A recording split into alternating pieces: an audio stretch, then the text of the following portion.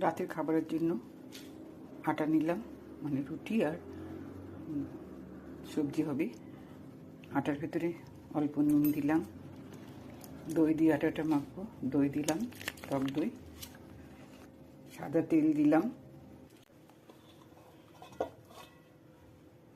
এবারে আমি এটাকে বেলে নেব। লিচি করে নিয়েছি, এবারে বেলে নেব মোটা মোটা করে।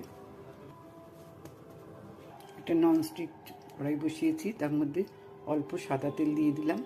তেলটাকে ঘুরিয়ে চারিদিকে লাগিয়ে নিলাম। এবারে আমি বেলে রাখা রুটি একটা একটা করে দিয়ে দেবো। একটা একটা করে দিলাম, দুটো দিলাম, আবার একটা একটা করে আবার দুটো দেবো। ঢেকে দিলাম।